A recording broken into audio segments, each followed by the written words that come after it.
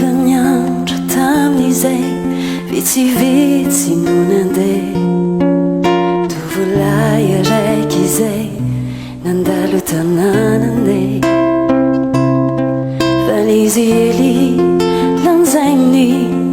angakaiza izy izay manano dia maika arahina zakazaka nantsovako manontany ako namaly izy mirana tsy afakijanona satria mbola lavitra ny dia ka nialatsiny hoe azafady zalafa tsy afaka niandry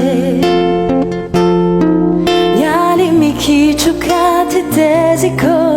zao meka tianareo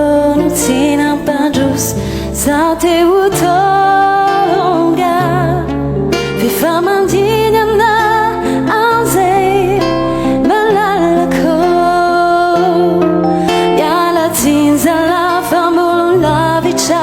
miandehanana tofurano mboti wazontsambonay nyandalana tsy fombako koa ny mandenga fotoana fifamandiny ana anzay malalako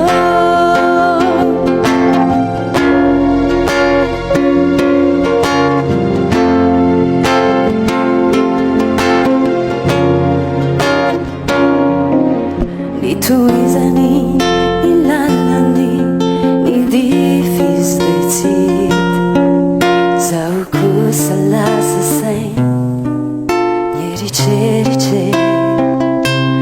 sany tokotra ny fitiavana tsy mahalavitany zay efa ao de tena tia tsy mahatana tena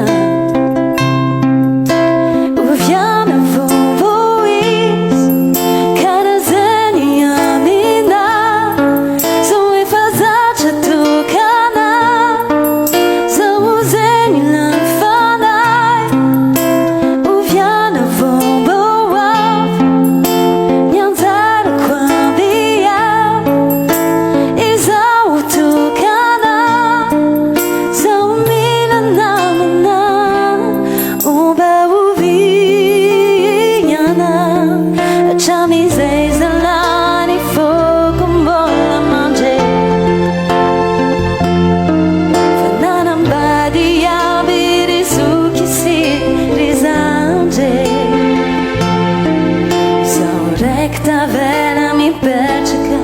amorondalana mandiny ampanontany amoha ny fitiavana oh tramizay zalany foko mbola mande